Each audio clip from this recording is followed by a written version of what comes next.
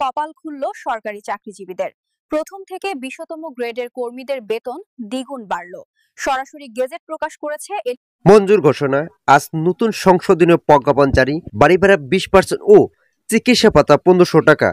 এই বিষয়ে বিস্তারিত আলোচনা করার শুরুতে এখন পর্যন্ত যারা আমাদের এই চ্যানেলটি সাবস্ক্রাইব করেনি তারা অবশ্যই আমাদের এই চ্যানেলটি সাবস্ক্রাইব করুন এবং ভিডিওটিতে একটি লাইক করে ভিডিওটি কন্টিনিউ করুন। মূল বেতনের 20% বাড়ি ভাড়া বৃদ্ধি সহ 3 দাবি আন্দোলনরত শিক্ষকদের সঙ্গে সংহতি প্রকাশ করে তাদের দাবি মেনে নেওয়ার আহ্বান জানিয়েছেন গণ অধিকার পরিষদের সভাপতি নুরুল হক নুরু। সোমবার সন্ধ্যায় কেন্দ্রীয় শহীদ মিনার উপস্থিত হয়ে তিনি এই সংহতি প্রকাশ করেন।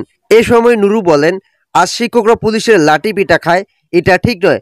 আমি মনে করি শিক্ষকদের পাশে ছাত্রদেরও আন্দোলনে নামা দরকার। এর আগে এমপিভুক্ত শিক্ষকরা নতুন কর্মসূচি ঘোষণা করেন। দাবি আদায়ে আজ মঙ্গলবার মুখে কালো কাপড় বেঁধে শাহবাগ মিছিল করবেন তারা। এই কর্মসূচি ঘোষণা করেন শিক্ষক নেতা অধ্যক্ষ দিলাওয়ার হোসেন আজিজি। কেন্দ্রীয় শহীদ মিনারে নবম দিনের মতো আজ সোমবার সমাবেশ ও অনশন কর্মসূচি চালিয়ে যাচ্ছেন শিক্ষকরা।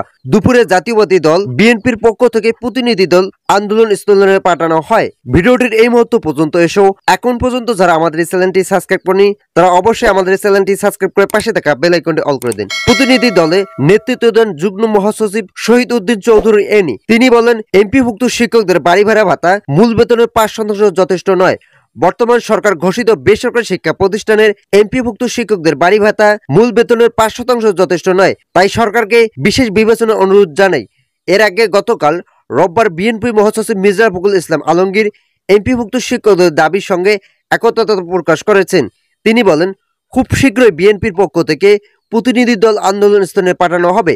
বিএনপি ক্ষমতায় গেলে শিক্ষকদের জাতীয়করণের দাবি পূরণ করা হবে বলে বিএনপি মহাসচিব শিক্ষকদের আশ্বাস দিয়েছেন। বৈঠকে ছিলেন আন্দোলনরত এমপিভুক্ত শিক্ষক কর্মচারীদের 10 সদস্যের প্রতিনিধি দল। ভিডিওটির এই মুহূর্ত পর্যন্ত এসেও এখন পর্যন্ত যারা আমাদের চ্যানেলটি সাবস্ক্রাইব করেনি তারা অবশ্যই আমাদের চ্যানেলটি সাবস্ক্রাইব করে পাশে থাকা বেল আইকনটি অল করে দিন। এদিকে 5% বাড়ি ভাড়া দেওয়ার প্রজ্ঞাপন প্রত্যাখ্যান করে আন্দোলন চালিয়ে যাওয়ার ঘোষণা দিয়েছেন এমপিভুক্ত শিক্ষক কর্মচারীরা। বাড়ি ভাড়া 20%, মেডিকেল ভাতা 1500 টাকা ও উৎসব ভাতা 75% বৃদ্ধি করে প্রজ্ঞাপন জারি না করা পর্যন্ত আন্দোলনের হুঁশিয়ারি দিয়েছেন শিক্ষকরা।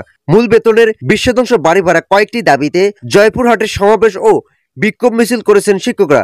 সোমবার দুপুরে শহরের শহীদ ডক্টর আবুল কাশেম ময়দানে সমাবেশ শেষে বিক্ষোভ মিছিলটি বের করা হয়। মিছিলটি শহরের প্রধান সড়ক প্রদক্ষিণ করে জেলা প্রশাসকের কার্যালয়ের সামনে এসে শেষ হয়। এমন সময় উপস্থিত ছিলেন জেলা জামাতের সহকারী সেক্রেটারি আসিফুল আলম, জেলা আদর্শ শিক্ষক ফেডারেশনের সভাপতি মুস্তাফিজুর রহমান, সহ সভাপতি মাওলানা মাহমুদুল ইসলাম ও সেক্রেটারি তাইফুল ইসলাম ফিতা সহ বিভিন্ন শিক্ষা প্রতিষ্ঠানের শিক্ষকরা পরে জেলা প্রশাসক যুগ্ম সচিব আফরোজা আক্তার চৌধুরীর নিকট স্মারকলিপি জমা দেন শিক্ষকরা। তো আজকের এই ভিডিওটি এ পর্যন্ত। আশা করি ভিডিওটি থেকে অনেকে উপকার পেয়েছেন। যদি উপকার পেয়ে থাকেন তাহলে অবশ্যই আমাদের চ্যানেলটি সাবস্ক্রাইব করে পাশে থাকা বেল আইকনটি অল করে দিয়ে আমাদের সঙ্গেই থাকুন।